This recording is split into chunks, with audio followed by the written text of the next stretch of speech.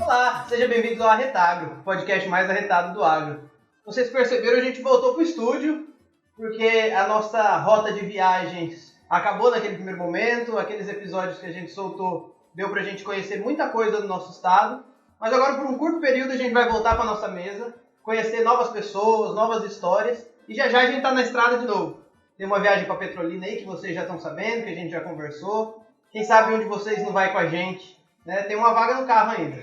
Mas enquanto isso, a gente hoje tem um papo super especial sobre um tema que é muito relevante aqui no nosso Nordeste, principalmente na Paraíba, terra de grandes campeões. Então, hoje a gente tem dois convidados, Leon Freire, seja bem-vindo. Muito obrigado, Gabriel, obrigado, Gilson, obrigado, Daniel, também pelo convite, né? Meu grande amigo de longas datas, a todo mundo que está assistindo a gente pelo Arretagro, muito obrigado pelo convite. Tamo aí, vamos bater um papo legal hoje sobre cavalo. Show de bola. Daniel Andrade, médico veterinário, amigo de Leon, amigo nosso, vaqueiro, deu um suporte grande a gente nessa história. A gente não é um assunto que a gente domina tanto, então sempre que a gente tem uma dúvida, a gente liga para ele para conversar, o que fala, o que não fala, de onde vem isso, então vai dar uma ajuda pra gente, contar um pouco da história dele também e ajudar nesse mercado do cavalo que a Paraíba é tão forte. E aí, Gilson? Estão sentindo falta de João, hoje ele se encabulou. Vai ficar de mucama, só servindo a gente. Mas é um assunto assim, que muita gente não conhece. Algumas vezes até bastidores, que a gente vai falar aqui, e curiosidades que até os próprios vaqueiros têm de conhecer os bastidores também de um leilão. Eu acho muito bacana e muito relevante a gente também trazer esse assunto em pauta para nós seguidores. É verdade.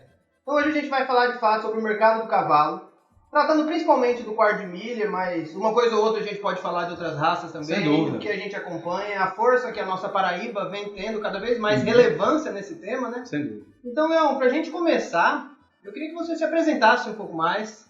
Quem é Leon Freire? Você sempre mexeu com cavalo? Já vem de família de criadores? Não. Isso foi uma paixão? Conta pra gente. Rapaz, na verdade foi uma grande paixão e uma briga dentro de casa, né? Porque eu me chamo Leon Freire, né? Todos estão em casa nos assistindo, eu me chamo Leon Freire. Tenho 40 anos de idade, crio cavalos há 24 anos de idade, desde 1998, vou fazer agora 25 anos, que comprei meu primeiro cavalo, que diga assim, do cavalo mestiço ainda, como a gente sempre começa, né? Dentro de propriedade rural. Né? Comecei um trabalho junto com um grande amigo que era compadre do meu amigo Silvio, pai do Daniel, né? O Dr. Dermival Felizardo, que era um grande veterinário e também comerciante de cavalo aqui no estado da Paraíba. Fundamos a associação juntos, todos, Associação de Criadores da Paraíba, e daí eu passei a criar cavalos.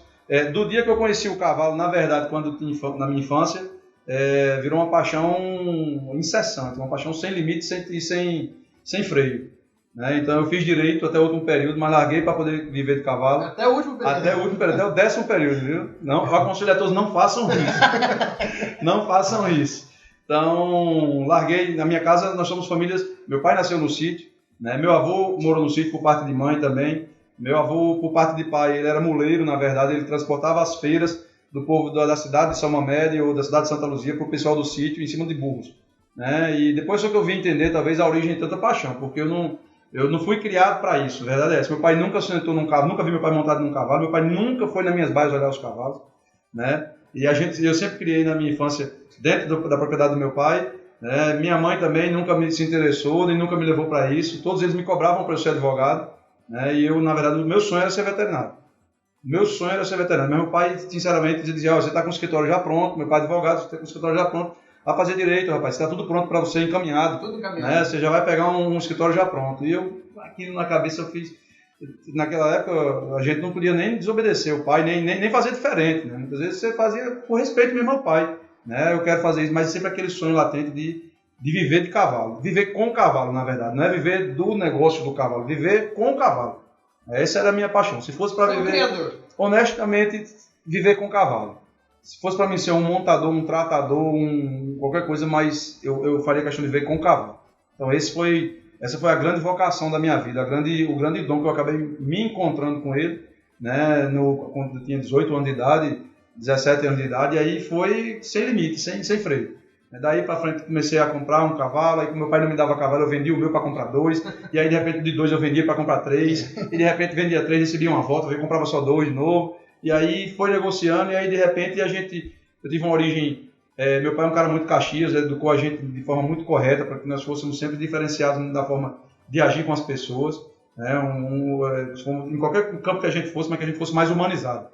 Então, eu notava que as pessoas, no comércio geral do agro, e eu não digo nem no agro, depois que eu entrei no agro, foi que eu vi que é em todo o setor. Na verdade, onde há dinheiro, há o interesse exclusivamente no dinheiro. O mundo é capitalista e eu digo sempre para meus filhos que o mundo é ruim. O mundo é ruim. Então, você vai se defender no mundo que o mundo é ruim. O mundo dá de coisa com os 2 pés. Então, na minha cabeça, eu tinha que vender um cavalo a uma pessoa, mas para que ele se sentisse bem. A minha meta é sempre fazer que as pessoas sejam felizes através de um cavalo. Então isso foi o que eu encarei como desafio de vida. Então eu não consigo viver minha vida sem um cavalo, é diferente. Se eu tiver que, se você falar, Leão, mas e se você não conseguisse criar cavalo, o que é que você seria? Eu seria um tratador, seria um montador, seria qualquer outra coisa, mas sem cavalo não... Ele ia estar envolvido nesse meio. O cavalo é parte do oxigênio para eu respirar. É onde eu encontro, digamos assim, a maior paz que eu tenho na vida. Se o mundo me dá a coice, é lá que eu encontro o afago. Então, não tem... Diante disso aí, eu não podia ter outra escolha na vida a ver de cavalo. E aí, no comércio do cavalo, foi onde eu consegui, comprando e vendendo o cavalo, foi onde eu consegui, juntamente com esse meu sócio, que comprei meu primeiro cavalo, meu segundo cavalo a ele, e aí vamos fazendo negócio juntos, e aí... Sempre no quarto de milha? Sempre quarto de milha. E aí eu também corri vaquejada, né? Meu pai me proporcionou, né, ter a condição de correr vaquejada, e foi um esporte que eu digo sempre o seguinte: quem correr boi a primeira vez jamais é normal. Isso é fato. Mas ganhou dinheiro na corrida, perdeu. Não. E a todo mundo que eu posso dar um conselho, eu digo: vaquejada é um hobby. Vaquejada é um hobby para quem pode ter dentro do seu limite. Claro que a pessoa diz: vaquejada é um hobby caro. Não, vaquejada é um hobby. Você pode ter um hobby de correr somente na sua fazenda. Quando eu não tinha condição, meu pai não me dava a condição de eu correr, por exemplo, de pagar a vaquejada para mim, eu corria dentro, passando vaquejada, passando nas pistas dos meus amigos, me sentia satisfeitíssimo, né, com aquilo. Estava ali pelo prazer do esporte mesmo. Pelo prazer de correr a vaquejada, o campo, as amizades que a gente faz, o estilo de vida. Isso é uma coisa bacana que você falou agora, é que assim, muita gente acha que o esporte só acontece se você tiver numa competição. Mas esquece que você tem a pistazinha e você pode dar para os amigos. Exatamente. E você tem o seguinte, você tem o esporte em vários níveis. Né? Você tem os bolões de vaquejada, que são esportes, são competições com poder aquisitivo menor. Você vai poder, inclusive, treinar cavalos mais novos, porque o custo é mais acessível da senha. Você encontra, mas a infraestrutura é muito menor. Agora você tem o esporte de alto nível. É como se você tivesse a pista de kart para alugar e você tivesse a Fórmula 1. Pronto. A gente pode fazer um paralelo também, acho que todo mundo entende, com o futebol. A gente tem o campeonato de futebol de várzea, e você não tem o campeonato de futebol de várzea em São Paulo. E tem as peladinhas do bairro. Exatamente. O cabo joga na rua com travinha, exatamente. Pega o seu cavalo, onde puder. E todo mundo se diverte da mesma maneira, porque na verdade o que move eles é a grande paixão pela bola. E eu acho que uma paixão em comum também. E tem Daniel que pode falar, porque eu acho que cresceu nesse meio também, né? Vem de família de criador, de produtor rural, e isso estava no sangue desde o começo. É o seguinte, eu desde que eu me entendo de gente, né? Eu vivo no mundo do cavalo. Nasci em cima. Nasci em cima, tenho foto de fralda descartável em cima de cavalo. Eu acho que desde pequenininho, eu ando com o Leão, meu pai. Fazer feita a história do vaqueiro, né? Você não tirava a fralda nem pra cagar. Né? Em cima da cela você não tirava nem pra cagar. Era meu padrinho que foi o sócio do Leão, que o Leão começou, me incentivou bastante, né? Hoje em dia, como o Leão sempre fala, cavalo pra mim hoje é uma paixão. Uma paixão independente do que eu esteja fazendo. Se eu estiver estressado hoje, independente se eu vou correr uma vaquejada ou não, eu vou lá na granja, eu boto a sela no cavalo, vou dar uma volta, vai espairecer. Independente do lucro ou não. Hoje eu e meu pai, a gente não visa tanto lucro. E esse, sem dúvida nenhuma, é o maior lucro que o cavalo pode dar para a pessoa. E daí que surgiu o nome Love Horse? Foi. Você traz até no peito aí. Isso. Aí é o seguinte, eu trabalhava comprando e vendendo cavalo.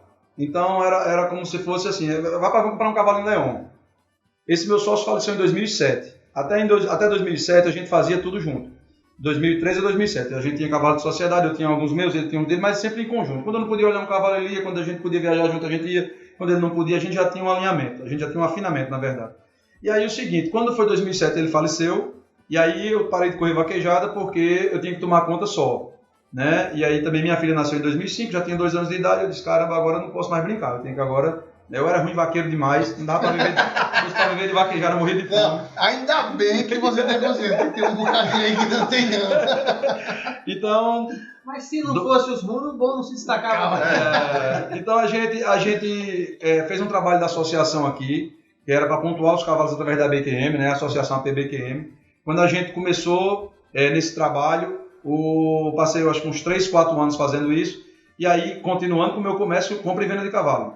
Aí fiz o meu primeiro leilão em 2010. Ainda não era o Love Horse, digamos assim, era o Leão Freire, né, lá da Paraíba, fazendo leilão, tal. Eu juntei, eu tinha muitas amizades, né, construí ao longo desses 25 anos de dedicação, graças a Deus, só amizades, né, então são muitas. E aí eu disse, vou fazer um leilão porque eu vendia cavalo, mas eu queria que a pessoa que comprasse a mim tivesse onde vender o produto dele. Porque eu era um agente comercial, mas o cara às vezes era um médico. E ele não tinha habilidade comercial, então ele precisava de alguém para dar vazão ao ponto dele. Né? Então, quando apareceu essa oportunidade, eu fiz um leilão, procurei o Rodrigo Loureiro da Agreste, fiz esse primeiro leilão em 2010. Então, esse primeiro leilão você chamou basicamente seus clientes. Isso, eu chamei os amigos para vender um com o outro lado. Foi o primeiro leilão Estrelas do Futuro, um virtual, né? Foi um sucesso esse leilão, ele já está na 13ª edição, né? São 13 anos fazendo, o ano passado a gente não fez, mas retoma esse ano. É um leilão de baby, potrinho novo, só focado em vaquejado. Hoje esse podro hoje está onde? Sabe dizer? Não, esses cavalos, sim, esses que venderam no primeiro leilão, teve dele até ano passado, que foi segundo lugar do Portal Vaquejado, ano retrasado. Então são cavalos que a gente colocou um critério de seleção para esse leilão. Tinha que ser filho de campeão, produtor ou raridade para vaquejar. Porque é o esporte que eu sou apaixonado. Então, que é o que move minha grande paixão pelo quarto de milho. E aí, quando foi em 2010, eu fiz isso em 2011, aí me chamaram para fazer assessoria de leilão. Porque o leilão deu certo, então o pessoal dizia, rapaz, por que tu não vem fazer trabalhando da gente? Rapaz, esse menino fez um leilão tão organizado. Aí começaram a chamar, aí eu fazia assim, rapaz, eu não vou trabalhar com esse povo depois vai me dar um grito. Esse povo é vaidoso. Eu ficava pensando, rapaz, esse pessoal é vaidoso, eu não consigo, eu sou um cara bem mais humilde assim, eu tenho medo de levar um grito de um cara desse e perder uma amizade. Misturar a amizade com profissionalismo e talvez não atender o cara e o cara daqui a pouco me gritar e eu não... A expectativa Exatamente. Eu acho que você foi um dos primeiros, não foi não? Foi. Aí, com assessoria. Quando eu comecei com assessoria aqui, aí em 2011 eu passei o ano todo dizendo que não ia fazer. Quando foi em dezembro, aí eu estava em São Paulo fazendo leilão com minha esposa, o segundo leilão Estrelas do Futuro, aí o Rodrigo Loureiro fez, rapaz, convence esse cara, que ignorância. Esse cara ele dá tão bem com gente, que medo dele tem de gente. Aí eu dizia, não, velho, eu não tenho medo de gente, tenho medo dos problemas que os negócios podem trazer entre eu e as pessoas, né? Porque o mundo dos negócios é mais complicado. E aí pronto, quando foi em dezembro, isso foi em julho, quando foi em dezembro eu liguei para ele, disse, rapaz, eu vou fazer um teste, eu vou fazer. Aí ele disse, como é que eu posso colocar Leão Freire assessoria? Eu disse, não, eu tenho uma logomarcazinha que eu tenho um negócio guardado aqui há muito tempo, já chama Love Horse Assessoria. Aí ele até brincou no tempo, naquele tempo ele fez, Aí eu disse, rapaz, tem coisa que fala mais alto que paixão? Aí ele deu uma risada e disse, beleza, então pronto. Aí quando foi no outro ano eu já fiz 8 leilões. Em 2013. De 2013 para 2014 eu passei para 24 leilões. De 8 para 24. E aí ficou o Love Horse. Né? Todo mundo ficava Love Horse. Então, e acabou a gente criando um conceito muito próprio. Né? Com as ideias que a gente tem, com a filosofia que a gente tem de trabalhar com as pessoas, de falar para as pessoas o que realmente o cavalo pode causar de prejuízo para eles, pode causar de desconforto na família.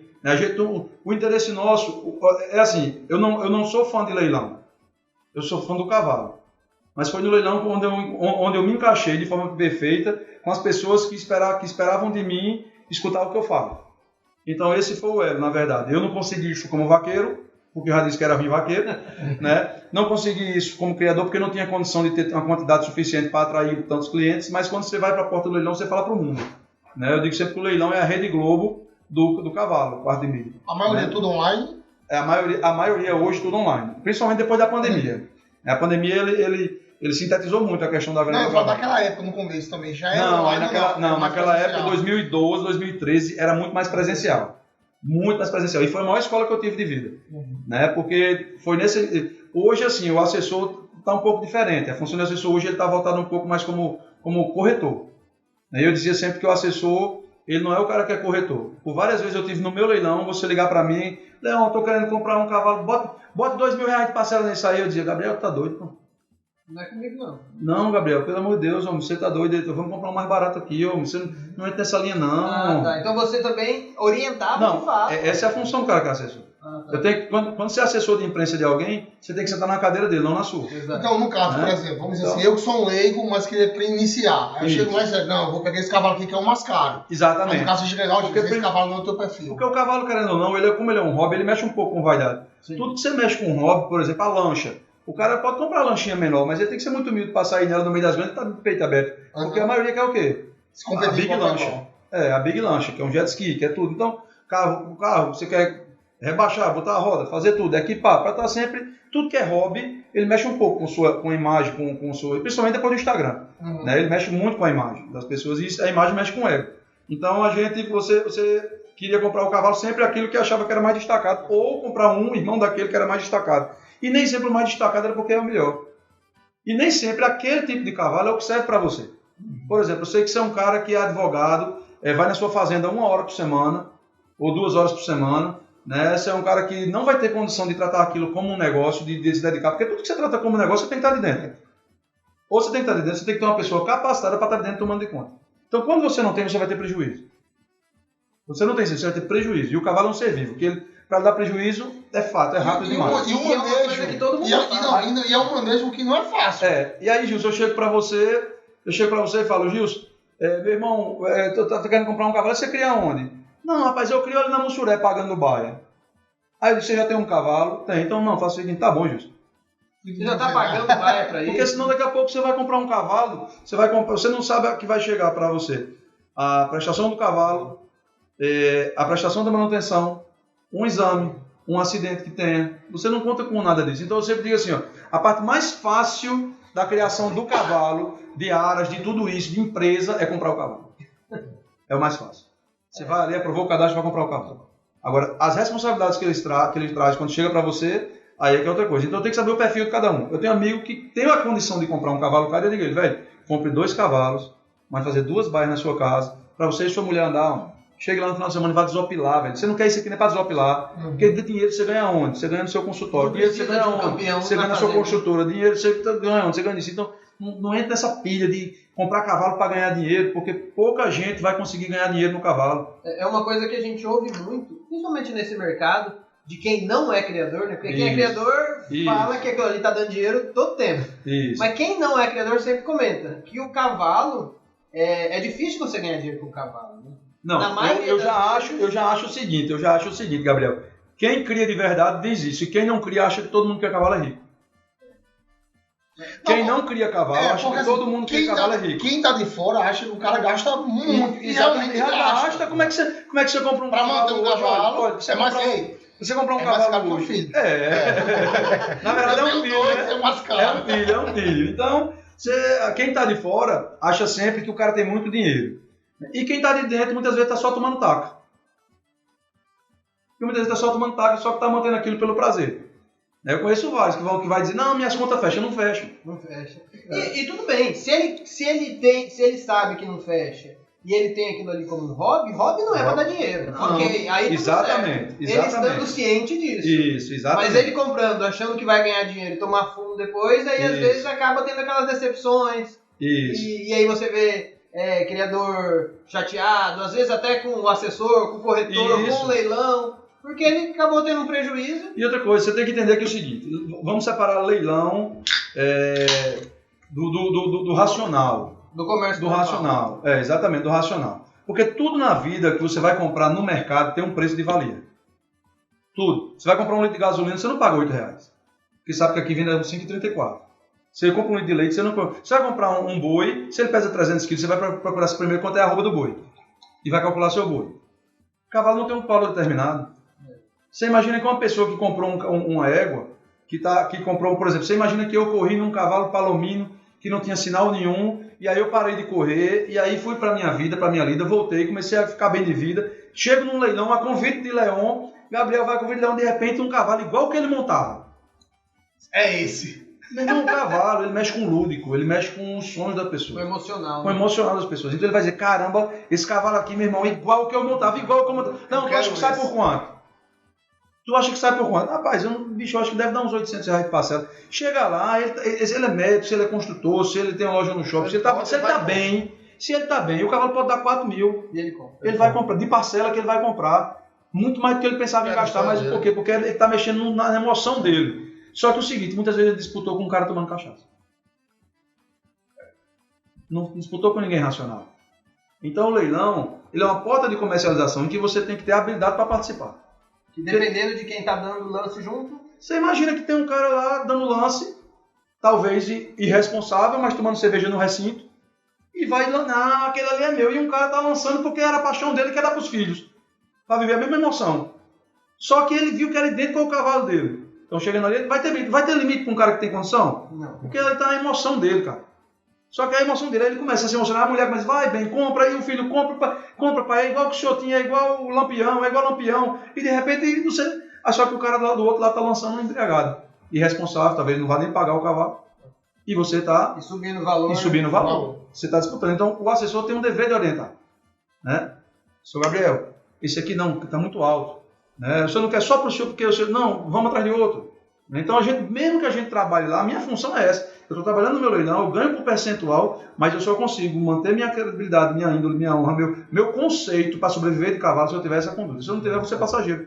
Eu vou ganhar dinheiro, mas vou ser passageiro. Né? Então... Eu vou pegar um gancho. Fazia tempo que só falar gancho nesse podcast. Muitas vezes já ouvi falar em rodas de amigos que diziam que em alguns leilões o pessoal sobe o preço mesmo, bota uma pessoa para dar lance. Não chega a ser isso. Entenda só. O Instituto Leilão está um pouco, vamos dizer assim, não é que é corrompido, mas ele tá destoando da essência da palavra leilão. O que é a essência leilão? Você pega esse copo e joga ao mercado e diz, quem der mais leva. Pronto. No cavalo, como os custos de produção subiram muito, os custos de ração, todo mundo só tira embrião, tudo isso é custo que vai sendo colocado antes do nascimento e que você vai vender em 40 parcelas para poder pegar para empatar. Então todo mundo faz, rapaz, esse cavalo custou X para mim. Olha, Gilson, eu vou colocar no seu leilão, mas eu só vendo por 10 mil. Eu só vendo por R$1.000 de parcela. Se ele der menos, eu não quero vender. Então vamos dizer que o mercado lá só esteja pagando 600. Se você vender por menos, que é o organizador do leilão, você vai pagar ter que ressarcir o cara que disse a você que não vendia por menos. E você aceitou o animal. Então você vai ter que levantar o lance sem ninguém. Você vai ter que defender o cavalo pro cara. É isso que a gente fala. Eu vou ter que defender o cavalo pro cara. Por exemplo, vai muito da habilidade do leiloeiro também. Vai muito da habilidade do assessor que vai formatar o leilão, de ter o feeling de dizer assim, não, esse cavalo é caro por mil, não vamos botar ele no leilão, não, então. Ó, Justo, não vale. Você sabe o público que vai estar. A gente não vai pegar esse valor. Então é melhor a gente não correr esse risco. Ou então o cara diz, rapaz, eu acho que ele vai dar. Não, olha, tô lhe avisando, só vendo por 1.000. Então o cara vai dizer assim, só vendo por 1.000. Então tá beleza, então vamos arriscar, bora. Se chegar lá e der R$900 de parcela, Leão automaticamente tem que fazer o quê? 950, cobrir. Porque mesmo sem ter ninguém, por quê? Porque se eu vender por menos do que 1.000, o Gilson vai dizer a mim, você vai pagar a diferença. Eu disse a você que só vender por 1.000. Entendi. Então, por isso que dá o lance. Por isso que o pessoal fala assim, claro que o leilão criou um conceito, né, muitas vezes até deturpado, assim, talvez se as pessoas tivessem essa abertura com as pessoas, não chegasse a esse ponto, né? Porque muita gente acha que realmente tem lances fake, né, no leilão. Estão levantando um lance aí, estão levantando. Não, às vezes não é levantando, às vezes é o cara que disse assim, só vendo por 3.000 de parcela, só vendo por 1.000, só vendo por 500 de parcela. E aí, se não chegou, se você vender, ele vai querer a diferença de você. Entendi. Então aí você sobra para quem está organizando o leilão. Organizando o leilão. Né? O leilão tem um promotor do leilão, né? E ele contrata um assessor, justamente para isso, para olhar defeitos de cavalo, as qualidades, tudo isso, e formatar um leilão. O leilão é uma bolsa comercial que precisa de um projeto para formatar. Principalmente hoje, né? Que hoje é leilão todo dia praticamente. Então, agora, quando a gente fala do mercado, o leilão é uma porta importante.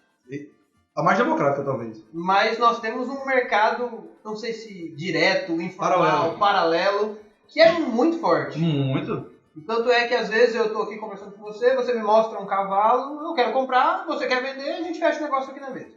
Hoje, na hora que a gente está conversando aqui, está tendo um leilão. Há meia hora atrás, vendeu uma égua de R$750 mil pela informalidade. Na conversa. No leilão, sem ser transmitido, sem ter uma leiloeira por trás, arregimentando. Então, quer dizer, Bahamas Apollo, por exemplo, foi uma das éguas mais caras da história. Na época, ela foi vendida por 600 mil dentro de um grupo de WhatsApp. dentro de um grupo de WhatsApp. Isso que você fala informal. O cara abre o grupo, bota aquele grupinho e diz, ó, quem paga mais é assim? Tem também os grupos de WhatsApp que fazem esse tipo de venda, mas também tem a questão do cara desafiar o outro, dizer assim, rapaz, tu vende tua égua, vende. Aí começa aquele negócio, não, vende, não, tal, começa a falar, e daqui a pouco começa dizendo, eu pago tanta parcela de tanto, aí começa, por brincadeira, às vezes, sai um negócio. Mas o fato é que o comércio paralelo é gigantesco. É gigantesco. E nesse comércio, a gente tem aí a valorização dos animais. E hoje, no quarto de milha principalmente, o animal mais valorizado é aquele que tem nome, que tem mais prêmios, ou que vem de pai mais premiado. Eu lembro que você falou numa conversa atrás 3 características: campeão, campeão, produtor, raridade. Eu queria que você me explicasse o que é isso e explicasse para o nosso público, que eu mesmo não conheço. É assim, antigamente, estou falando na década, isso era 2010, no primeiro leilão. Quando foi formatado esse conceito, existia o cavalo existia assim. O cavalo não era um objeto tão difundido quanto é hoje. O cavalo puro era privilégio de poucos fazendeiros. Né? Não era um cavalo que tinha acesso a todo mundo, era um hobby um pouco mais caro, de pessoas que tinham mais condição, né? E que de fazendeiros que queriam ter um cavalo puro, bonito, com quarto de milha, da garupa rachada, do peito largo, né? Como eles falam. Então, isso aí tinha poucos cavalos, porque eram poucos criadores no Nordeste. A maioria dos cavalos eles vinham de São Paulo para esses poucos criadores criavam poucas éguas, e aí o fazendeiro do vizinho ia lá, olhava, rapaz, vi um potro bonito lá, vou comprar. Quanto é? 4 mil, 5 mil, por quê? Porque ninguém acreditava em cavalo como negócio. Cavalo era, naquele tempo, estritamente um hobby. E muitos fazendeiros diziam aos seus filhos, homem, vai querer gastar com cavalo não, compra um cavalo em velho pé duro mesmo, para você andar. Pronto, então agora, mais paralelo a isso, existia um esporte chamado vaquejada, que toda a vida foi gigantesco. Toda a vida foi gigantesco. Então, quando o cavalo ainda pertencia a pouca gente, vamos dizer assim, quando ele ainda era de poucos criatórios, né, o cavalo tinha, o pessoal criava tudo mestiço. E aí ele comprava as éguas mestiças e cruzava com o cavalo puro do vizinho. Por exemplo, era assim, Guarabira tinha um cavalo puro ou 2, Gurien, na Paraíba, tinha um cavalo puro ou 2, no Ingá tinha um cavalo puro ou 2, no Sertão tinha 1, 2 ou 3 cavalos puros. Então, tinha uma égua que o cara chamava uma besta. Eu tinha uma besta mestiça que ele fazia, tirava o exame e ia lá encostar com o cavalo do cara. Quanto é a cruza do seu cavalo? Então, nessa fase, era a saída do mestiço para o puro, era o sonho. Então, eu já peguei um pouco da transição do puro de linhagem de conformação, porque no quarto de milha existe conformação, corrida e trabalho. A conformação é o cavalo de beleza. É um cavalo que é orelhinha pequena, aquele modelo padrão da raça, só que ele vem de linhagens que muitas vezes não servem tanto para o esporte, são pouco resistentes. Explosão pequena. Explosão pequena. São cavalos que são mais voltados para a caracterização racial, né? O cavalo de conformação. Provas mais de morfologia. Isso, o quarto de milha ele já vem de uma origem de corrida, né? Porque ele é o animal mais rápido em um quarto de milha. Né? Então ele já vem de uma linhagem de corrida, de velocidade. Então, o cavalo inglês era do jockey, todo jockey que você podia imaginar, no Nordeste ou fora dele, era de cavalo inglês. Só que em São Paulo já existia o Jockey Clube de Sorocaba, no Rio Grande do Sul também já tinha Jockey Clube de Carazinho, Mato Grosso do Sul já tinha Jockey Clube em Uruguai, em Ponta Porã, na divisa, né? Então, com o Paraguai. Isso, na divisa com o Paraguai. Então e tinha também na capital, em Campo Grande. Então, assim, esse Jockey Clube também tinha quarto de milha, né? Porque na reta de 402 metros, 365 metros. Então, e tinha o cavalo de trabalho, que é o cavalo de rédeas, apartação, né? O cavalo de laço. Então, tinha esses 3. Então, o cavalo de conformação começou a não dar certo em vaquejada. Porque ele não era um cavalo tão resistente. Ele tinha aquela aptidão para a vaquejada como tinha o cavalo de trabalho, por exemplo, que já tinha uma seleção natural desde os americanos para lidar com boi. E vaquejada é um esporte que tem boi. E tinha uma explosão muito grande. E tinha uma explosão, e precisava ter uma concentração de lidar com o boi que o cavalo de conformação não tinha na sua origem.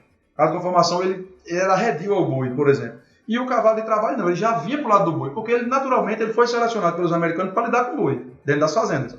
Né? Então, isso, quando o quarto de milha veio para o Brasil, veio tecnicamente, primordialmente com a linhagem de trabalho, através da King Ranch do Brasil. E aí, esses cavalos de trabalho foram sendo aprimorados dentro das fazendas. Os caras queriam um cavalo para trabalhar com 10 mil bois, com 15 mil bois, com 20 mil bois. Eles tinham um cavalo para a fazenda. Mato Grosso ainda acontecia. Eles compram um cavalo puro para jogar nas éguas nas mestiças, ou jogar nas jumentas, ou pegar as éguas mestiças, fazer base para um jumento, fazer burro de sela. Né? Então, essa foi a origem do cavalo de trabalho dentro do Brasil. Aí começou as provas, tudo, e em vaquejada a gente foi começando a dizer o seguinte: o pessoal não gostando mais do cavalo quarto de milha de conformação. E aí o cavalo de trabalho estava dando resultado. Então, o que é a febre no Nordeste? Cavalo de trabalho. E aí os criadores eram poucos, os leilões começaram, aí começou a surgir um pouco mais de leilão, né? A Paraíba também foi uma das pioneiras, né? Tem um leilão chamado Paraíba Rossi, né? Que foi um leilão, que o primeiro leilão foi feito aqui na Brunello, em João Pessoa, né? Mas é um leilão que devia ter hoje uns 20 anos, se tivesse ativo ainda, né? Que eram 3 criadores da Paraíba, talvez na época os 3 maiores, ou dentre os 5 maiores, 3 estavam compondo o leilão. Lembra quem era? Era Aras Joel Gonçalves, Aras RC, de Ingá, Aras Fazenda Ponta da Serra, e o outro era o Ivandro Cunha Lima, inclusive. Mas antes desse leilão, existia um leilão chamado Nelsinho SKR, que era feito lá em Campina Grande, na vaquejada de Ivandro Cunha Lima também, que quem vinha fazer era o povo de Pernambuco. Então, assim, o cavalo era, na verdade, um objeto de desejo distante das pessoas, do fazendeiro. Distante do fazendeiro comum, ele geralmente comprava a cruza, mas não o cavalo, porque o cavalo era caro. Então o pessoal achava caro e não acreditava no cavalo como antes. Então, mas a vaquejada pulsava o quarto de milho. Só que a vaquejada, se lembra, ela tem origem na pega do gado. Né? Então ela tem origem no vaqueiro, no homem valente, destemido do campo. Né? Tudo isso. Então era o cara que desafiava de buscar o boi dentro da mata. Né? Quem é o homem valente que entra dentro dessa mata para pegar um boi? É fulano. Então bora. Pronto. Aí ele pegava o boi pelo rabo, tinha que derrubar para poder amarrar os pés e dizer, ó, que peguei, vou levar o boi até lá, amarrava o chifre, passava o boi na sela e trazia o boi. Exatamente. Rapaz, na minha cabeça você tem começado no sertão. Hã? Eu pensei que tinha começado no sertão. Não. O vaquejada? Sim. Vaquejada sim. Tem origem no sertão. Sem dúvida, tem origem no sertão. Né? Em Rio Grande do Norte tem uma origem muito antiga também, talvez não só no sertão, mas na parte do Cariri do Rio Grande do Norte, né? Ali Currais Novos, né? Currais Novos é sertão. Né? Mas é muito forte isso. E aí a vaquejada foi começando a consumir mais cavalo, os patrões começaram a querer correr, cavalo de patrão não podia ser arredio. Então quem eram os cavalos mais inteligentes? Cavalo de trabalho.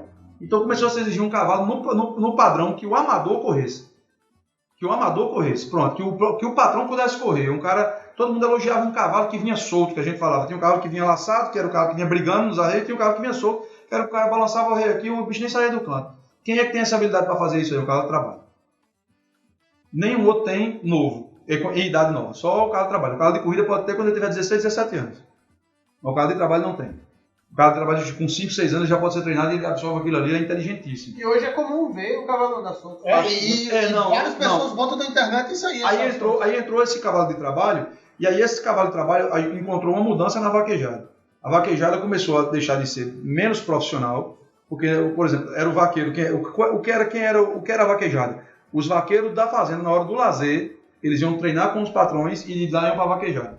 Lugar de fazer churrasco, tomar sua cachaça, de se divertir, mostrando sua habilidade, que ele já fazia dentro da fazenda, mas mostrando para o público.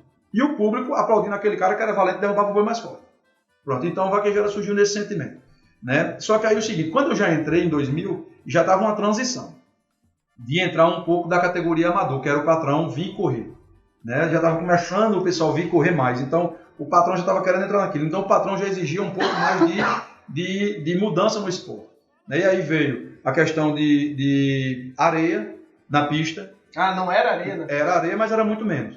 Né? Passou-se a exigir um pouco mais de areia. A faixa tinha 10 metros, passou a ficar com 9 metros. Os bois foram ficando maiores para impor mais dificuldade, porque já estava se batendo vaca, já estava crescendo, estava se batendo muita senha. Né? Veio depois um protetor de cauda, por exemplo, que isso aí foi uma maior revolução. Quer dizer, que foi que deu um bafafá muito aqui e acabava aqui já. Era extremamente necessário. Eu falo que é a evolução do nosso esporte, na verdade. Né? O nosso esporte ainda vai evoluir para muita coisa. Né? Mas hoje já não tem mais o chicote. Você já não pode mais chicotear o cavalo. Isso aí E o pessoal dizia que como é que eu vou correr sem chicote? Correu sem chicote, tá correndo sem chicote e ninguém corre sem chicote. Mas eu ouvi falar muito da retirada da espora. A espora ela passou a ser coberta. Né? Ela passou a não ter o contato do metal com. Ou então não ter o seguinte, não ter o sangue. Não ter sangue. Aquelas pontazinhas eu vi que foram diminuídas. A exigência é o seguinte: a ponta pode até ter, mas você não pode ter sangue. Então você não pode nem tocar para o equipamento. Né? Então você tem que cegar um pouco a ponta para poder correr. Só para encostar a ponta. E aí o esporte foi mudando e exigindo da raça mudanças também. E aí aí entrou o cavalo de corrida no meio. Por quê? Porque como a pista ficou mais pesada, os cavalos de trabalho eram menos corredores do que os cavalos de corrida. Tinham menos velocidade final. Então, numa pista de 100 metros, você precisava de um cavalo que tivesse mais motor, mais velocidade. Por quê? Porque a pista começou a ficar mais areia. Mais pesada. Mais pulmão. As canelas do cavalo começaram a ficar mais enterradas. Então, o cavalo tinha que correr muito. Não era que ele tinha que ser grande, mas ele tinha que ter um motor mais forte. Né? Para poder chegar ainda ali, virar e ainda correr mais. Porque você sabe que o cavalo tem que chegar na faixa ali, ele tem que aumentar a velocidade. Ele não pode manter a mesma velocidade. Senão ele não Senão derruba. Senão ele não derruba. O boi vai para frente e você não derruba. Ele não pode só abrir na mesma velocidade que ele vem. Ele tem que abrir e passar do boi. Porque quem derruba é aquela passagem do boi, né? Que a gente chama, né? O cavalo que não dá passagem de boi não derruba boi, é que a gente fala. Né? Então o cavalo ele precisou disso. E aí entrou o cavalo de corrida. E aí o seguinte, dentro disso aí começou os leilões a começar a facilitar o crédito.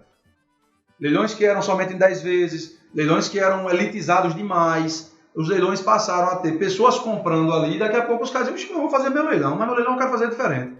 Ah, esse negócio de 10 vezes não, vou fazer em 12 vezes, 15 vezes. Aí depois o cavalo saiu de 12 para 14, 14 para 16, 16 para 20, 20 para 24, 24 para 30, 30 para 36 e hoje está em 40 parcelas, é o modelo padrão. Mas tem muita gente que desiste no meio do caminho. Não, tem gente que desiste, principalmente porque não faz as contas e também não é bem orientado. Porque comprar, o cavalo mexe com luto. Se eu usar a mesma habilidade que eu estou tendo para conversar com vocês, para convencer vocês a comprar, daqui a pouco vocês compram um cavalo. Eu não tenho dúvida. Gabriel conta ligeiro, que Yara tá ali. Mas quem é casado com uma veterinária que mexe com o cavalo, já acabar essa conversa. É verdade. Então, você imagina que é o seguinte, você começa a comprar, e daqui a pouco você começa a se iludir com seus próprios sonhos, daqui a pouco aquilo que era um sonho para você passa a ser um pesadelo, daqui a pouco você não começa mais a conseguir se desfazer, a despesa é inevitável, você começa a se desesperar, criar animais mal criados, que é o que a gente está vendo no cenário hoje. Como você falou, uma compra mal assessorada. Mal assessorada, uma compra intempestiva, sem precisar comprar, uma compra... Olha, você imagina que é o seguinte, tem gente que vai pro leilão, eu encontro com um cara e digo, e aí meu amigo, vai comprar o que hoje? Aí o cara fala, vou comprar nada, eu estou comprando uma carrada de feno por semana para manter meus cavalos, tá ficando doido? É cheio de cavalo lá em casa, diga quem comprou a égua mais cara. Ele. É desse jeito. E quando vai vender, vende mais barato. Possivelmente. Não. Porque assim, ó, você imagina que leilão é uma vitrine. Certo. Qual é o grande mal das pessoas achar que o leilão vale mais barato do que na vida normal? Entenda. Você compra a égua, claro, se você estiver disputando com um bêbado, porque ninguém no leilão vai chegar para você e vai dizer, ei, para de lançar, rapaz, para de lançar. Não. Como é que o dono do shopping vai chegar para você e dizer que para de comprar? É verdade. Ele não vai dizer para você parar de comprar, jamais. Né? Então ninguém vai dizer para você parar de comprar. Você tem que também ter o discernimento de quando você vai comprar um apartamento, saber como é que o quadrado vale X. E se você quiser comprar o prédio todinho a 15 mil reais o metro quadrado, o cara vai vender e vai achar muito mais. Não tem o que dizer. É uma bolsa comercial. Só que o cara está lá, comprando, não pergunta a ninguém. Se o cara que é amigo dele quer dar uma dica, ele... Não, rapaz, porque tu não entende não. É assim. Então, é meta não sei quem. Eu sei o que eu tô Fulano falando. comprou uma por 15 mil, fulano comprou uma por 300, por 20 mil. João. Fulano comprou uma por tanto e você não... Como é que você... Então, o cavalo ele mexe muito com o luto e ele pode trazer prejuízos assustadores. Né? Prejuízos assustadores, se não bem orientado, se não bem cuidado, se não tiver alguém que bota um freio. Só para clarear um pouquinho mais. Gilson, só para responder a sua pergunta que eu falei não respondi. O leilão é uma vitrine comercial. Se lembra que você vai comprar um carro, aquele carro acabou de sair da fábrica, está ali na loja, mas ele é polido todo dia. Tem um cara sendo pago para lamber ele todo dia, para quando você passar ele estar brilhando, despertar nos seus olhos o desejo de comprar aquele carro. Leilão é a mesma coisa. Então você vai comprar ela, provavelmente, que hoje perderam muito esse critério, mas provavelmente você vai comprar uma égua ou um cavalo lindo, com pelo brilhando, com a crina e a cauda linda, sendo bem apresentado por uma pessoa, cheio de purpurina em cima. Pronto. Aí quando você compra, faz a merda, vamos dizer assim, e quer vender, você quer vender ela com a crina cortada, com a rabo curto, magro, sem apresentação. Então é impossível você conseguir vender um valor. É impossível no meio de um cercado feio, num leilão sem apresentação, sem organização. Não é impossível você vender pelo mesmo valor. Né? E desde que eu cheguei aqui na Paraíba, eu sempre ouvi a história que a Paraíba sempre foi referência nos melhores cavalos do Brasil. De nomes. Isso. E eu, particularmente, até hoje eu não aprendi nome de cavalo, porque é muito nome, é muito cavalo. E termina e inclui já logo na pergunta aí, por que esse nome estranho? E aí eu queria saber, assim, dos grandes nomes que a Paraíba tem e já teve, quais que já passaram por você, quais que já tiveram uma assessoria ou até mesmo um leilão seu. E hoje, como que tá o cenário aqui? O que a gente tem de grande no Brasil que tá na Paraíba? Vamos fazer um panorama assim, do que hoje a gente está. Bom, primeiro vamos separar o seguinte, que na raça quarto de milha, na raça quarto de milha. Ela se move no Nordeste em cima de um esporte que é originariamente nordestino, Sim. que é uma cultura secular, né, falada por Ariano Suassuna, falada por Luiz Gonzaga, grandes músicos da atualidade hoje, como João Gomes, como Tarcísio do Acordeão, como Iguinho e Lulinha, que enchem as casas de show no Brasil inteiro, né, que vão tocar no Big Brother Brasil, por exemplo, o Safadão, surgiram dentro das modas de vaqueiro. Sim. Surgiram falando do vaqueiro, que eu sou vaqueiro, e sou não sei o que sou vaqueiro, que ela gosta do vaqueiro, que ela não aguenta o vaqueiro, que ela não resiste ao vaqueiro. Então aqui tudo é vaqueiro de vaquejada. Então o Luiz Gonzaga narrou muito vaquejada nas suas músicas, como também o Ariano Suassuna nas suas obras, né? Então a vaquejada ela é antiga. E é o esporte, e o cavalo quarto de milha, ele anda dentro da nossa região montado na vaquejada. Pronto, primeiro isso é fato. Então na vaquejada, a Paraíba sempre foi uma grande referência. Sempre foi uma grande referência. Os maiores profissionais de vaquejada, os pioneiros de vaquejada, saíram da Paraíba. Eu vou te dizer. Hoje existe um campeonato Portal Vaquejada, que é o maior campeonato de vaquejada do Brasil. É considerado o Brasileirão da Vaquejada. Certo. Tá? Ele é nascido por um campinense.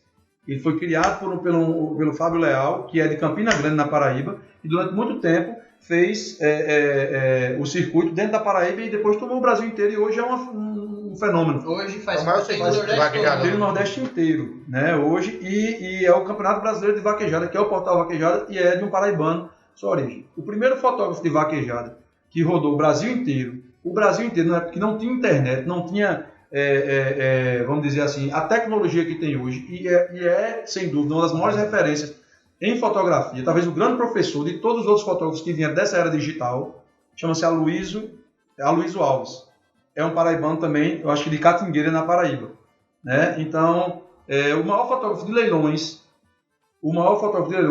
nos últimos 20 anos de cavalo do Nordeste brasileiro chama-se Almir Xavier. Também paraibano. É um paraibano pessoense.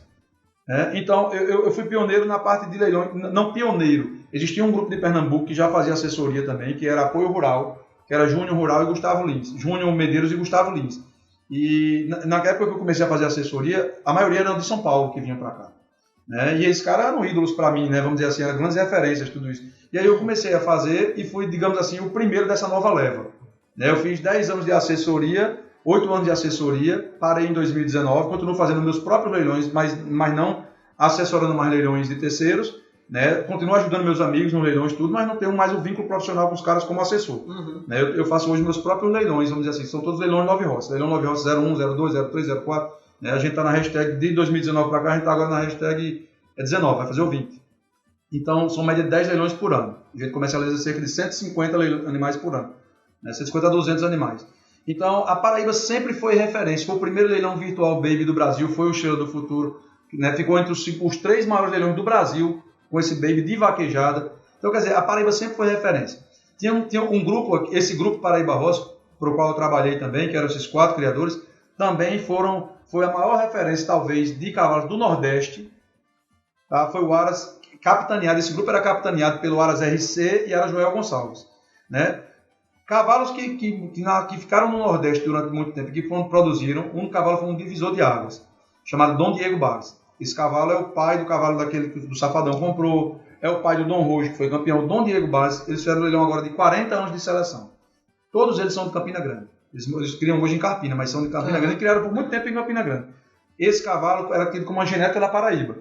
Depois desse cavalo veio um cavalo chamado Eternal Rojo, que é um cavalo também do Ingá, ali do Aras RC, e que esse cavalo também foi um divisor de águas na Paraíba. Foi o primeiro cavalo nordestino a vender 75 cotas de cobertura por R$1.400.000, 1.300.000 e pouco, 1.200 e pouco na época. Estou falando há 10 anos atrás. Então ele quebrou recorde. E era muito bonito. Era um cavalo muito produtor e bonito demais.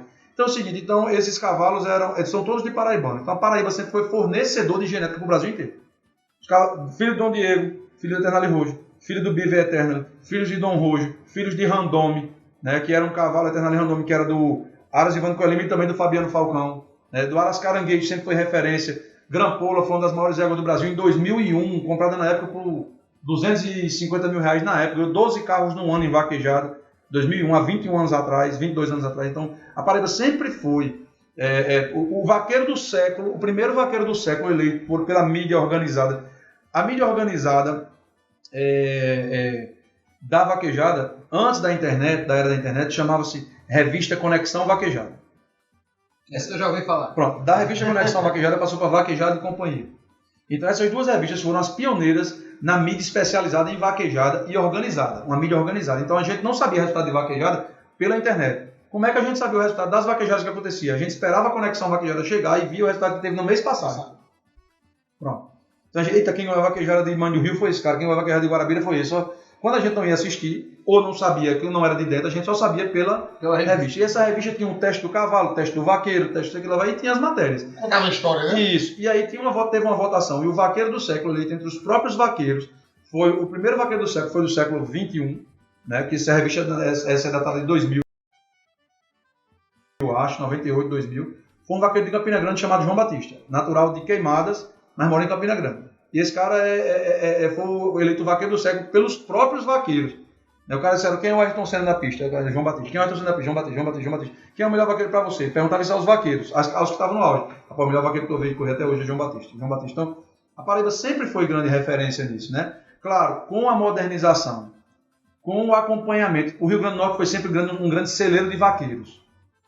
O Rio Grande do Norte e Paraíba foram, acho, talvez, os maiores formadores de raça e de profissionais da vaquejada brasileira. A gente pode comparar isso à dedicação e de onde nasceu? Claro, porque aqui é o seguinte, no Pernambuco você tem o sertão de Pernambuco, o Alto Sertão de Pernambuco, que era muito forte também, mas você tem a região Zona da Mata muito forte. Né? Você tem de Gravatá, de Caruaru até Recife, você tem uma região de Zona da Mata que produzia boi. Aqui na Paraíba você teria praticamente a Zona da Mata até Mamanguape, são 50 km de distância. Né? Então a maioria era sertão, Cariri, então uma região de gente muito sofrida, região que ia muito para pega de boi no mato, que tinha muita mata, que tinha muita, né, para estudar. E aí os vaqueiros talvez tinham mais habilidade. No Rio Grande do Norte também tinha uma região muito seca. Né? Paraíba e Rio Grande do Norte sempre sofreram muito com seca. Né? Paraíba e Rio Grande do Norte sempre sofreram muito com seca. E aí a gente tinha... Deu esse destaque. Porque, eu acredito que tenha sido isso. A vaquejada, assim, praticamente nasceu da entrada do vaqueiro mesmo, que vestia o gibão. Isso. Lá dentro para pegar o boi. Isso. Esse cara tirava o gibão e talvez até os filhos desses caras do gibão, iam para a pista de vaquejada para poder fazer a apresentação lá na pista, dentro da faixa. Uhum. Né? Então a vaquejada passou por muita evolução, mas a Paraíba sempre foi referência. Hoje está um pouco mais distribuído. Sergipe está muito forte em vaquejada. Sergipe cresceu muito de 15 anos para cá. O Maranhão está muito forte em vaquejada, muito forte em vaquejada no quarto de milha. Mas a Paraíba nunca deixou de ser referência nos grandes profissionais. Como, Daniel? Principalmente depois desse ano, agora que o Rei Big Dog foi campeão, o Maranhão entrou em evidência. Né? Isso, olha, o maior locutor de vaquejada do Brasil ganhou 10 vezes o prêmio Melhores do Ano do portal Vaquejada, 10 anos, chama-se Marcelo Locutor, é de Sumé, na Paraíba. Então a Paraíba sempre, ele hoje é leiloeiro. Um abraço à nossa amiga Bodinha lá no Sumé. Leão, nesse tempo todo, com esse tanto de animais que passou pela sua assessoria, pelos seus leilões, temos alguns que se destacam. Isso. E eu queria que você comentasse, assim, quais foram aqueles que, não necessariamente de maior valor, mas aqueles que você acha que vale um selo de destaque em todo esse tempo, aqueles que de fato marcaram a Paraíba, ou saíram, ou fizeram história, né, tanto no esporte quanto pelos seus vaqueiros ou pelos seus criadores. Tem uma história boa para contar, assim? Eu acredito que assim, como a gente trabalhou, sempre quando você trabalha, você é contratado de alguém. Certo. Você nunca forma um leilão. Antigamente a gente não formava um leilão nosso. Os criadores é quem faziam, os criadores é quem faziam o leilão. A gente tinha a oportunidade, que é o que eu digo sempre e agradeço sempre a todo mundo que me contratou, a oportunidade de pegar no cabresto de grandes referências que você tinha para você, como que eram ídolos, na verdade. Cavalos que eram ídolos. Tanto os criadores como pessoas, como o cavalo. Porque para mim mesmo, o ídolo mesmo é o cavalo. O amigo é o proprietário. Mas o ídolo mesmo é o grande cavalo. Então eu tive a oportunidade de trabalhar com cavalos muito importantes para a raça. Eternali Rouge foi um, Dom Diego foi um. Né? Pelos nossos leilões, através da nossa assessoria direta, talvez a gente tenha criado projetos muito bacanas, como a cotização do Eternali Rouge, que na época foi a maior cotização da história do Nordeste brasileiro. Depois veio a cotização do Bive Eternali.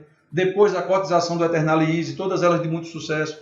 Né? Mas venda de leilão, o que eu posso dizer, talvez o selo dos mais marcantes mesmo, da venda do animal em si, que dali ele conseguiu construir uma história. Né? Eles já vinham de histórias marcantes. mas a Love Horse passou pelo meio para tentar ver se dava um selo de, vamos dizer assim, de excelência. Aham. Porque o próprio vaqueiro, muitas vezes ele não dava esse. É tão normal o cavalo para ele que ele não tem a noção de que aquilo era ídolo para uma geração que ficava em casa assistindo. Então, muitas vezes eu tinha que dizer, bicho, ó, vamos botar esse cavalo aí, que esse cavalo quando chegar lá, tu vai ver o negócio. Então, eu acredito que sejam 2 cavalos, 2 filhos de Dom Diego. Né? Eu tive vários, mas esses 2, talvez, até pelos valores que eu posso citar, né, vamos dizer assim, foram projetos que foram de muito sucesso diante de uma história gigante do cavalo. Foi uma percepção, foram 3 cavalos. De uma percepção de mercado, dizendo assim, poxa, o mercado, esse cavalo é agradável ao mercado demais. Esse cavalo é a grande referência para o mercado. Foi Dom Príncipe, né, o cavalo que a gente vendeu a Safadão no leilão. Né, aquele cavalo, foi emocionante acompanhar. Aquilo foi muito emocionante. Cara. E ficou registrado, eu acho que foi o cavalo mais caro. Na época foi o recorde nacional de venda de cavalo, foi Dom Príncipe. Você tava com a gente, né? Na verdade, a gente tava com você. Sem nenhum assim, artifício, sem nenhum... Eu não sabia que o Safadão ia comprar o cavalo. E muita gente falou que já disse que estava armado. Ô, Léo, agora eu vou fazer uma pergunta um pouco polêmica. A gente tava nos bastidores, a gente escutou muito. É verdade que chegou proposta para o cavalo não subir no leilão? Não, para mim não chegou não. Se chegou pro dono, né? Mas o dono também não passou para mim. Porque na verdade, gente, o dono esperava que o cavalo desse muito mais. Mais do que o valor? Mais. Na época foi... Mais 2.240.000. Mas ele esperava quanto nesse cavalo? Na cabeça dele. Quando eu disse ele para colocar no leilão, ele só vendeu o carro por 5 milhões. Pô, aí eu disse, não, rapaz, você tá doido, não dá não. Não dá. Você acha que dá quanto? Eu disse, não, esse cara dá entre 1 milhão e 2. Agora, para me dizer a você que vai dar entre 1 milhão e 2, eu não sei dizer se ele dá 1 milhão ou se ele dá 2. A disputa foi emocionante, né? Foi, aí eu fui e disse... Acho que um grupo e Leão tava no meio, se eu não me engano. Foi, eu tava no meio do grupo. Eram 6 criadores da Paraíba. Safadão sozinho, né? E outro. E tinha o seu Mas alguém sabia que era ele? Não, acho que não. Não, eu sabia. Eu sabia que era ele, sabia. Porque um dia antes, a pessoa que intermediou o negócio me ligou e disse, Leão, eu preciso que você mande um áudio o mais explicado possível sobre a venda desse cavalo amanhã.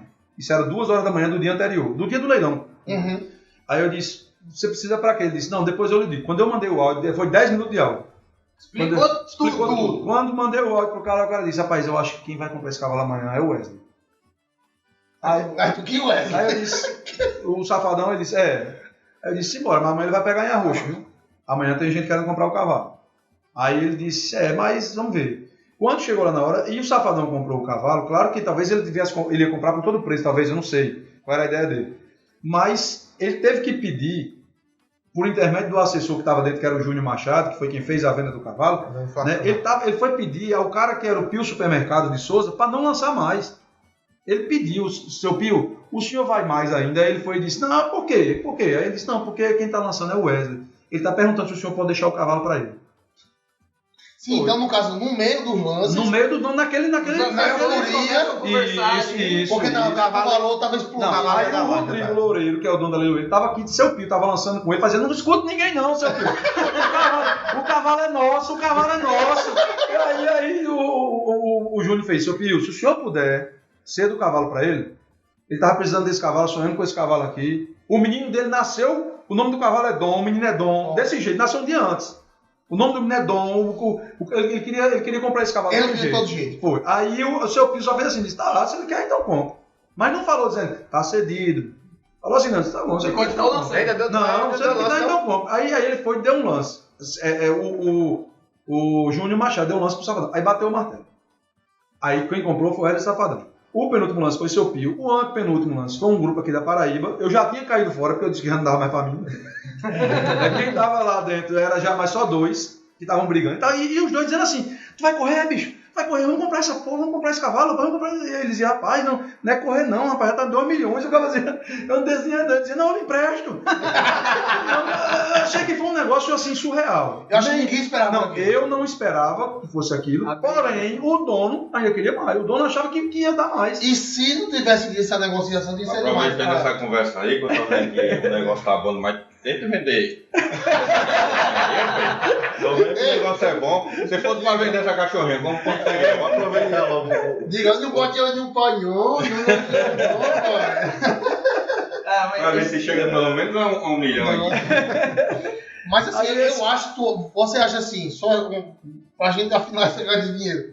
Se não tivesse esse internet, tu acha que tinha chegado nos 4? Não, A briga dos dois? não. Não, né? Porque todos eles já estavam, assim, vamos dizer, já cansando, já dizendo, rapaz, tá ficando caro. Mas o seu Pio, um dia antes, a gente chamou ele para fazer parte desse condomínio de 6 pessoas e ele disse, não, vocês podem lançar vocês, eu não... Vou lançar só. Não, ele disse, eu não sei se não vai dar cabo demais. Pronto, chegou lá e no outro dia deixou ele dizer. Aí ele no outro dia eu fui almoçar com o seu Pio, que eles são de Souza, veio ele, o pessoal do Rancho Férez, eu disse, vamos almoçar no outro dia aqui em João Pessoa, né, fazer receber eles, né, vamos almoçar agora. Quando ele chegou lá, eu fiz, aí seu Pio, tudo bom, mas rapaz, o senhor é duro. Ele disse, não, tá bom não. Aí eu disse, mas por que? Foi que houve? Ele disse, mandando eu parar de lançar, pô, pra comprar o cavalo. Aí eu disse, não, seu Pio, mas o senhor, o cara não falou, não, mas eu vou dizer o cara que não vou fazer. Mas não é certo não, pô, pedi pra parar de lançar não. Ficou com raiva. Ficou com raiva porque não comprou. E deixa eu lhe dizer, Wilson, de verdade, eu fui fazer uma visita a ele um mês depois e a baia do cavalo não já estava pronta no dia do leilão. Então ele foi pra comprar. Ele foi para comprar o cavalo, ele fez a baia para levar o cavalo. E não levou e ficou chateado. E ele disse assim, pergunta safadão se ele quer se quebrar. Mas ele só desistiu porque era safadão ou se fosse Não, outro? ele desistiu talvez no calor da emoção. Muita gente também já dizendo a ele, seu Pio, tá caro, seu Pio. Tá caro, né? Tá muito alto, tá bom já. Só que era o sonho, cara, do cara que tava ali. E Né? o cavalo era um fenômeno. Então o cavalo era um fenômeno. Então, assim, era um fenômeno. Esse cavalo, É um fenômeno. esse cavalo foi na época quebrou o recorde. Fiz um outro projeto do irmão próprio dele, que foi um cavalo que ganhou o Portal Vaquejada, é um dos únicos 2 cavalos da história que ganharam o campeão e o campeão dos campeões do Portal, que foi Dom Rojo, que é irmão de pai e de mãe de Dom Príncipe. E esse também projeto faturou 1.960.000. Foi, só que esse aí foi um projeto diferente. A gente fez um projeto, a Love House fez um projeto para poder fazer Dom Rojo se tornar patrimônio do Brasil, que era um cavalo. Os cavalos estão ficando muito caros para uma pessoa só. E aí 10 pessoas compraram esse cavalo, cada um por 196.000, cada um ficando com a cota. Um era o dono dele em Pernambuco, o outro era o dono dele na Paraíba. E aí cada um pegava a sua dose de 100 e levava para casa e emprenhava suas éguas. Pronto, e ficou barato. O cara tinha um cavalo de 2 milhões com 200.000, vamos dizer assim. Mas e esse cavalo fica onde? Fica na minha casa. A gestão dele fica comigo. Né? E aí, durante 5 anos, eu pedi, no dia que eu vendi, eu disse, olha, eu queria que o cavalo ficasse comigo, porque é um projeto que nunca foi feito antes e eu preciso que tem que ter um elemento entre 10 sócios. Um elemento neutro e que tenha a confiabilidade e o respeito de todos eles, porque senão começa... Mas você também é sócio? Não sou sócio, eu sou o gestor. Só o gestor do cavalo. Eu sou apaixonado por ele, por isso que eu não queria que mandasse ele para longe. Aí, e o outro mais recente foi o do Rei Big Dog, né, que é um cavalo de um potencial imenso na pista. Foi o campeão do Portal Vaquejada ano passado. Fizemos o projeto dele antes de ele ser campeão. Ele na verdade, ele vinha perdendo 4, 5 vaquejadas já na época que eu comecei. Como Léo fala, é um cavalo que surgiu do povo. Foi. Então era um cavalo que eu via que o povo gostava do cavalo. E aí eu disse, primeiro é o seguinte, eu sou um cara apaixonado demais por cavalo. Meu consumo de cavalo diário, o pacote de dados de leão para cavalo por dia dá mais de 24 horas. Pronto, o dia só tem 24, mas ele consome mais. Não sei como, mas é. Então minha mulher diz, rapaz, como é que você chega? De um leilão e ainda vai assistir? Outro leilão, bicho. É amor, paixão. Ontem eu achei um leilão. Hoje eu estava assistindo um leilão antes de sair pra cá. Antes eu achei um leilão. Então assim, eu sou viciado. Quando eu não tenho o que assistir, eu boto lá. Cavalos 4 de milha no YouTube, aí começa a assistir. Coisa que tá lá. Então assim, eu consumo demais. Então eu sou talvez o maior termômetro que eu possa ter do povo. Porque eu sou igual a eles. Eu vim na mesma origem deles, do cavalo mestiço. Eu continuo indo para a vaquejada de amigo pequena. Eu continuo criando cavalo da forma antiga, como eu sempre comecei a criar. Minhas baias foram sempre rústicas, nunca foram nada suntuosa. O trato que eu dou sempre foi do mesmo jeito que eu dava há 20 anos atrás. Mudou o quê? A genética. Mudou o quê? O capricho para vender. O polimento para vender. Mas não mudou a essência do negócio. Então o termômetro lá na minha casa sou eu. Então eu passei 2 semanas seguidas assistindo Rei Big Dog até 4 horas da manhã, derrubando o boi. Aí eu disse, caramba, velho, como é que foi? Com 40 anos de idade, eu assisti em casa até 4 horas da manhã, bicho. Eu perdi a segunda dormindo, pô. Achei ele no domingo. Eu dizia, caramba, esse cavalo precisa ir pro mercado, cara. Aí liguei pro dono, rapaz, fica pronto. Quando eu vi que o dono, circulou um áudio na época dos grupos, que o dono rejeitou uma proposta de R$2 milhões, 1.200.000. É agora. Foi, 1.200.000. Aí eu fui e disse, cara, esse cara é dos meus. E o cara disse assim, ninguém tira ele de mim, não. Só Deus pode tirar ele de mim. Esse cavalo tem feito por mim, não como dinheiro, como pessoa. As alegrias que ele tem me feito passar e as alegrias que ele tem proporcionado para eu proporcionar a outras pessoas, não tem dinheiro no mundo que pague. Então ninguém tira esse cavalo de mim. Quando ele falou isso, eu disse, esse cara é dos meus. Vou bater lá. Eu tive o prazer de conhecer ele, ele foi na loja onde eu trabalho, foi ele, a esposa, ele veio e ele viajou para acompanhar o cavalo, chegou aqui para a corrida do Bem Mais, com ele, chegou ele, a família, e 2 cachorros junto com ele. Já foi uma bagagem toda. Então assim, o cara desse, ele realmente ele é apaixonado pelo cavalo. É demais. E aí quando eu disse, bicho, aí eu ficava pensando, eu disse, velho, eu fui conversar com ele, aí eu disse, você não tem interesse em vender seu cavalo mesmo, não? Aí ele foi, eu fui testar ele. Aí ele foi e disse, porque também se ele tivesse interesse em vender, talvez eu tivesse uma vaga no leilão para ganhar a minha camisa e também colocar mais um cavalo desse no meu currículo. Né? Eu disse a ele, eu disse, como eu digo a todo mundo, pegar no cabresto de um cavalo que é ídolo mais uma vez. Né? Aí eu disse, você tem interesse, esse não vende de jeito nenhum. Aí eu disse, então eu vou fazer de tudo para lhe dar o dinheiro que você rejeitou dele de cobertura. Ah, de cobertura, eles venderam cobertura. Você tem interesse? Eles têm. E ele disse, eu lhe procurei justamente por isso. Eu confio muito em você. A gente fez um projeto e o cavalo ano passado foi para o leilão, vendeu 475 coberturas. Né? O dono dele nunca tinha comprado em leilão, praticamente. Não faz social com ninguém. Quase ninguém sabe quem é ele. Só veio saber ano passado. Não é do meio. Porque Ele é do meio, mas ele passou a ser conhecido por conta do cavalo. Né? Que eu digo sempre o seguinte, que um cavalo faz um criador. Um criador não faz um cavalo. Um cavalo faz um criador virar conhecido. Mas um criador, se ele não tiver um cavalo que Faz um criador, faz um vaqueiro. Então, quando ele ficou... E aí, quando chegou lá, foi emocionante demais. Que ele perguntou a mim, você acha que o meu cavalo vende 100 coberturas? Aí eu falei, seu cavalo vende mais do que 100 coberturas. Pode ficar tranquilo. Se o seu sucesso, você considera 100 coberturas, você pode ficar dormir sossegado. Quando foi no outro dia, a gente já chegou no leilão com 150 vendidas. Quando foi na hora do leilão, que acabou o VT, os WhatsApp pareciam um tiro, parecia brinquedo. Quando você passa 4 dias sem olhar o WhatsApp, era assim, ó.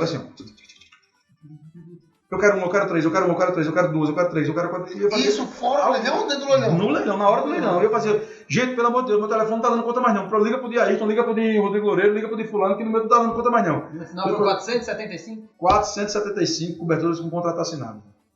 Então, assim, foi um recorde também na minha trajetória como homem de leilão, digamos assim, homem do comércio. Então, esse cavalo também marcou muito a minha trajetória. Então, assim, eu tive a honra de passar por grandes cavalos, grandes criadores que me ensinaram muito também nessa parte de leilão, né, de tudo isso, que eu comecei sem saber o que era isso, né, assistia, mas não tinha o know-how disso aí. Quem são as suas referências? Rapaz, o Grupo Paraíba Rossi talvez seja... Eu tenho várias referências, mas de pronto a primeira referência que eu tenho, né, como raça e como leilão.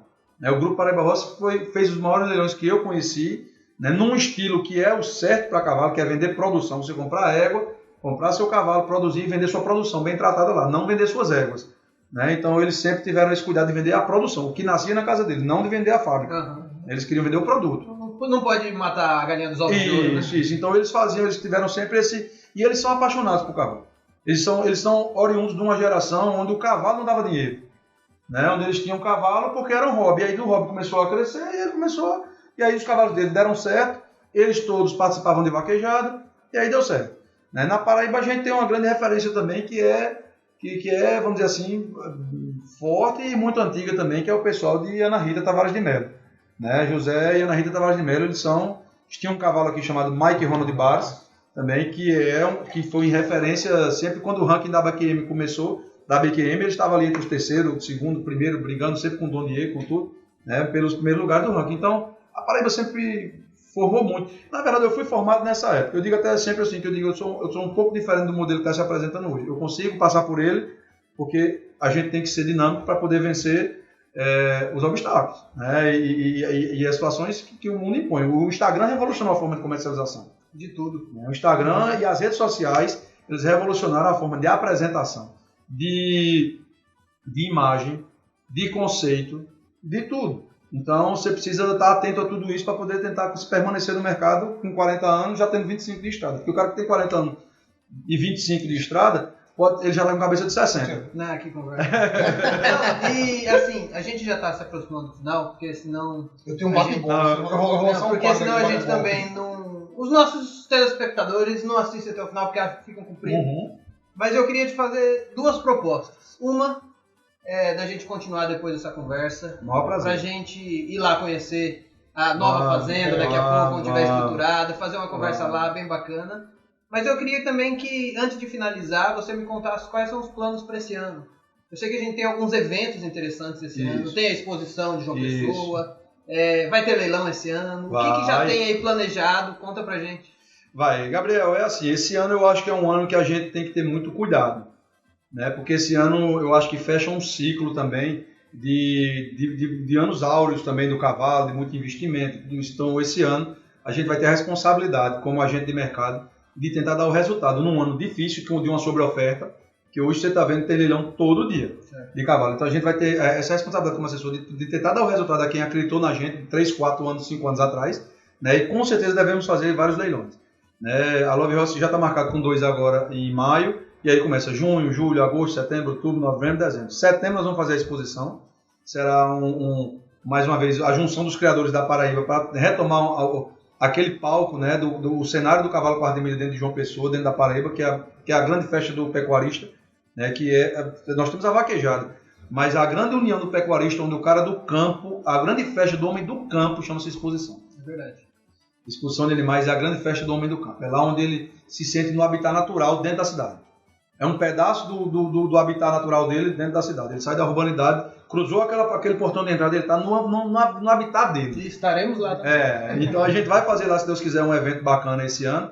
Né? Tem um projeto novo também aí de um anuário, de um catálogo de garanhões, que é uma coisa que a gente ainda não viu no Nordeste. Né? Não uma revista, mas um catálogo de garanhões para que você possa ter um livro contando um pouco da história de cavalos que são importantes, que estão vivos, que estão à disposição do mercado para que você possa cruzar suas éguas, tudo. Esse projeto vai ser Estação de Monta Love Horse, chamado Estação de Monta Love Horse, e vai ser lançado agora em julho. Então esse ano vai estar repleto aí. Em dezembro, se Deus quiser, a gente está batendo a cela para passar uns 2 meses parado. Eu queria fazer um joguinho com ele. Mais ou menos assim, eu vou falar, por exemplo, um vaqueiro. Eu queria que você falasse o que viesse na sua cabeça, na mesma hora. Pra você, assim, sempre que for na sua cabeça pra você, claro, é o melhor. Claro. Ele não pode ser o melhor destaque, mas é pra você que você acha melhor. Claro. Pode ser? Pode. Vamos lá. Um sonho. Viver na fazenda com cavalo. Vaqueiro. Da minha geração, Celso Vitória. Cavalo. Aí pegou. Quero ver achar um. Acho que Eternal Steel. Parque de vaquejada. Rapaz, Sem pensar. não, eu tinha um sonho. Na Paraíba tiveram muitos parques marcantes. No mesmo nível, talvez, vamos dizer assim, de história, nós temos o Parque Cowboy, né, o Maria da Luz e o Ivandro Cunha Lima. Particularmente, como eu sou meu pai é do sertão e a gente ia todo final de semana, então eu passava obrigatoriamente na frente do Parque Ivandro Cunha Lima. Né? E eu sempre, quando eu passava lá aquela guria, eu dizia, caramba, um dia eu vou correr aí. E meu pai não tinha nada a ver com vaquejada, nada a ver com cavalo, mas eu dizia, um dia meu sonho é parar aí. Bora, pai, para aí, papai. Não, você vai ser... Então eu tinha aquele sonho. Um dia eu consegui correr lá, até peguei um troféuzinho de quinto lugar lá, mas eu acho que quando eu chegava ali em Ivandro, é como se eu estivesse no palco do sonho de criança, quando eu passava e olhava, né? Mas o mesmo ambiente me dava, o mesmo sentimento de emoção me dava, e ainda me dá até hoje ir no Maria da Luz e no Cowboy, né? Que hoje é extinto, né? Uhum. Um Aras modelo. Rapaz, um Aras modelo. Tem vários. Mas eu vou citar um.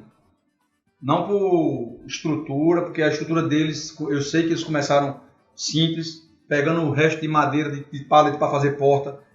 E apesar de eles terem condições, mas eu sei que o amor pelo cavalo deles é maior do que o negócio. Eu sei, o negócio é grande lá. É grande, o negócio se tornou grande. Mas a essência do negócio veio do amor. Hoje é uma empresa, mas não nasceu como empresa. Eles se tornaram empresa pela competência. Mas talvez o Aras PFF. Porque o Paulo de Cuca é um apaixonado por cavalo, o pai dele é um apaixonado por cavalo. Não que RC não seja, Joel Gonçalves é um Aras modelo. É o que eu digo, eu tenho vários.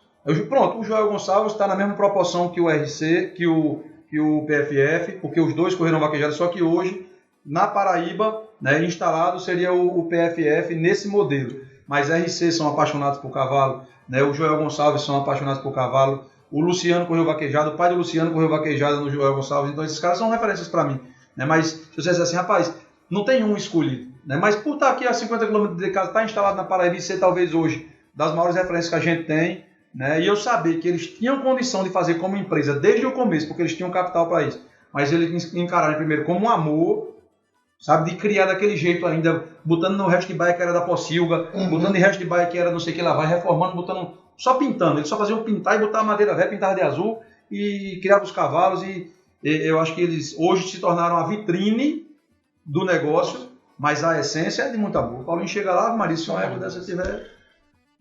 A maior emoção no leilão. Mas a maior emoção, o primeiro leilão do Rancho Love Rossi, que foi o leilão que vendeu Dom Príncipe.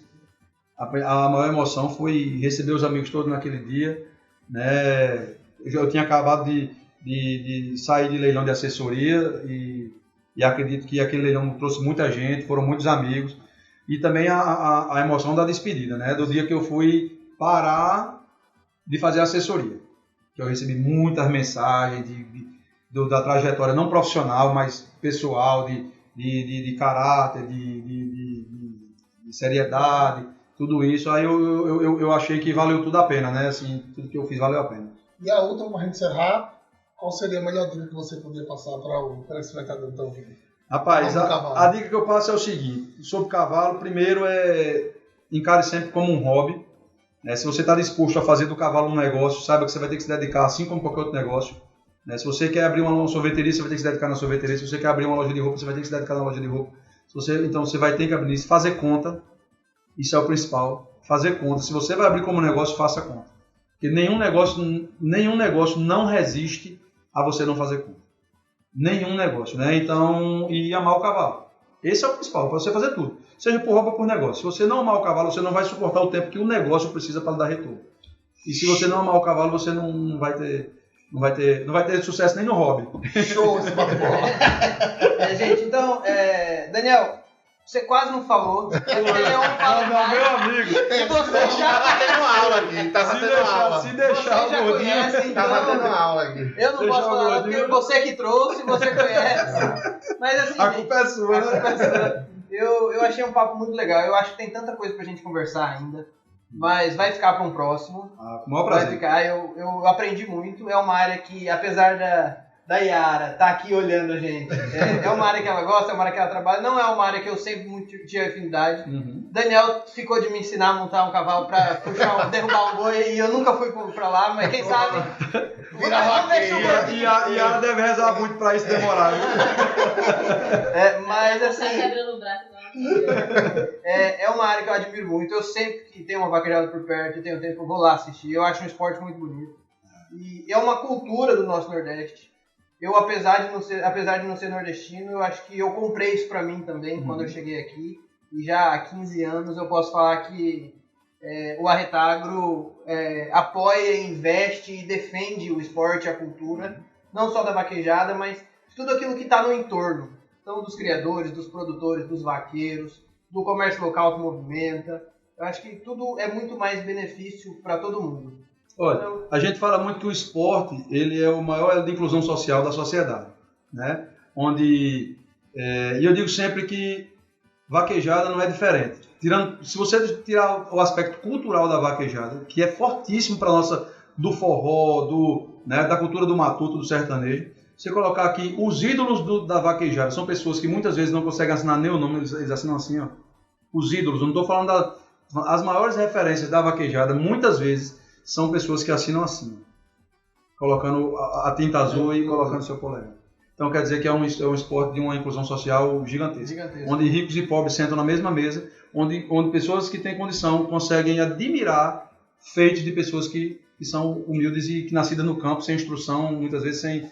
E que, assim como nos outros esportes, quando chega no alto nível, muda a vida de muita gente. Com certeza, com Tem certeza. muito vaqueiro que não tinha nada. E Com hoje certeza. hoje vive bem, hoje tem o seu lugar para criar os seus animais, consegue sustentar Gabriel, sua família com dignidade. Eu deixo uma pergunta para o telespectador, que muitas vezes não conhece a vaquejada ou que nunca foi. Mas com certeza alguém no Nordeste tem um parente, um primo, um amigo que corre vaquejada ou que já foi vaquejada ou que gosta de vaquejada. Qual o esporte, depois do futebol, no Nordeste? Porque o futebol é mundial. Nenhum esporte movimenta mais que o futebol no mundo. Depois do futebol, qual esporte no Nordeste movimenta mais que a vaqueira? Eu não falo nem financeiramente, eu falo em contingente, em gente mesmo. Mas eu acho que financeira também, Leon. Se a gente pegar todo bolãozinho que tem e somar não, isso... O que emprega e o que gira, Maria, é um absurdo. Ninguém sabe calcular o que a raça quarta de milha e a vaquejada no Nordeste movimenta. Ninguém. Nenhum estudo é capaz de fazer isso até o momento. Por quê? Porque precisaria conhecer o Alto Sertão, precisaria entrar onde você roda 25 km de baixo e chega lá, tem um cavalo puro comendo debaixo de um pé de pau e as pessoas não têm esse conhecimento. E engraçado, você falou comendo debaixo de um pé de pau. Eu vi uma foto que você postou recentemente Isso. de um cavalo muito bonito debaixo do pé de pau. Isso. E é o amor, né? Claro, sem dúvida. Às vezes Comprometimento, né? a falta de estrutura ela é compensada pelo cuidado, pelo Sem carinho. dúvida. O cavalo não quer muito mais do que amor e cuidado, ele tem necessidades. Se você atender as necessidades, tanto faz o cavalo ser 1 milhão quanto ele ser de R$1.000. As necessidades para estar bonito são as mesmas. Para estar bem tratado são as mesmas. Né? O lugar pode ser o mesmo, porque só quem sabe o que o cavalo vale é você, ele não sabe. É verdade. Show. Daniel, o que você achou desse papo? Você aprendeu também? Tive uma aula aqui com o Leão. Que é isso, rapaz, que aula, rapaz. Daniel é mais velho do que eu no cavalo. Gilson. Não, eu só queria agradecer. Muito obrigado pelos dois. Realmente foi uma aula, um aprendizado. Eu não entendia nada do leilão. Hoje eu estou saindo com conhecimento a mais. Eu acho que a essência do Arretágola é isso.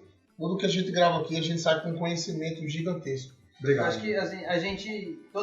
Todo episódio desse é uma aula pra gente, a gente aprende um pouquinho mais. Sem dúvida. Quem assiste tem a oportunidade de aprender, mas assim, essa conversa já valeu. Obrigado. Muito obrigado pela Eu que disponibilidade, agradeço, Daniel. eu que agradeço. E estamos de portas abertas e vamos acompanhar um próximo leilão desse. Vamos. E vamos estar na exposição junto. Vamos, e vamos quando as sim. coisas estiverem tudo em ordem lá na fazenda. Vamos bolar a um gente projeto vem. junto na exposição, né? Com Vamos certeza. fazer ao vivo. Pode ser, vamos fazer. Um projeto junto, vai ter vários criadores, vai ser um momento. A gente pode fazer especial umas pra gente construir isso aí. entrevistas, não um podcast, mas assim, Sem um ao vivo dúvida, sem de dúvida, sem dúvida. divulgação de Ninguém sabe, a gente não pode montar o stand do Arretágola lá, Quem sabe? o estúdio do Arretágola Estúdio. lá, né? E aí receber os criadores e fazer, Entrevistar o criador e fazer esse link ao vivo. falar a história do seu cavalo. Show demais, olha aí. Gente, tá joia, muito obrigado. Foi arretado. Valeu, gente. Valeu, obrigado. Show. 1 hora e 17 minutos. Valeu.